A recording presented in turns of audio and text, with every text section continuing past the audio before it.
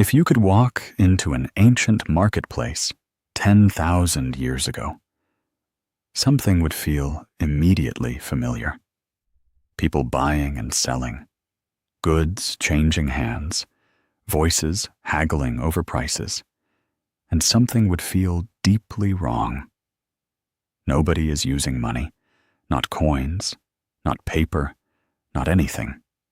Just objects, grain, livestock, cloth, tools, moving directly between people.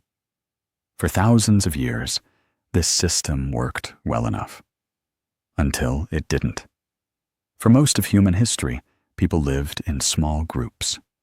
Hunter-gatherers, moving constantly across enormous landscapes. Everyone knew everyone. Everyone contributed. If you caught more fish than your family could eat, you shared the rest.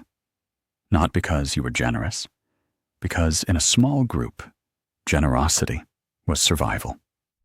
This system is called a gift economy. Nobody needed money. Social pressure handled everything. It just required everyone to know each other personally. Then, agriculture changed everything. Around 10,000 years ago, in the fertile river valleys of the Middle East, humans began farming. Instead of wandering endlessly, they settled. They planted crops. They stored grain. And for the first time in human history, people were living alongside strangers. Not 50 people you had known your entire life. Hundreds of people. The gift economy fell apart. So people began trading directly. You have grain. I have cloth. We swap. This system is called barter, and it solved the problem of strangers trading with strangers fairly well. Until it didn't. The problem with barter has a name economists still use today.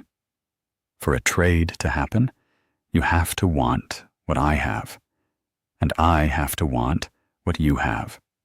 Both. Simultaneously. This sounds simple. In a small village trading basic goods, it mostly worked. But imagine a farmer who has harvested more grain than his family needs. He wants a new tool. He finds a blacksmith. But the blacksmith has just received grain from 3 other farmers this week. He doesn't want grain. He wants leather. The farmer goes looking for someone with leather who wants grain. He finds a tanner. But the tanner doesn't want grain either. He wants help repairing his roof. The farmer can help with the roof. But then he has leather. Now he has to find the blacksmith again. But by now, the blacksmith has found someone else. Multiply this problem by thousands of people. Multiply it by dozens of different goods. The ancient economy was grinding to a halt. The first solution wasn't money. It was something simpler. Certain goods started being accepted by almost everyone. Grain was one of them. Workers were paid in grain. Taxes collected in grain. Debts recorded in grain. Cattle played a similar role. Salt became so universally valued, the word salary comes from the Latin word for salt. But grain rotted. Cattle got sick. Salt dissolved in rain. What people needed was something durable, divisible, and that didn't spoil. That something turned out to be metal. Around 5,000 years ago, merchants in ancient Mesopotamia began using weighed pieces of silver to settle large debts. Not coins yet, just lumps of silver, weighed on a scale at the time of each transaction. Money has never been valuable because of what it is. It's valuable because enough people agree that it is. That agreement is the invention. The next accident came from temples. Ancient temples were the largest economic institutions in the early world. Temple priests began issuing clay tablets written records, promising that grain stored in the temple could be collected later. You didn't have to carry the grain. You just carried the tablet.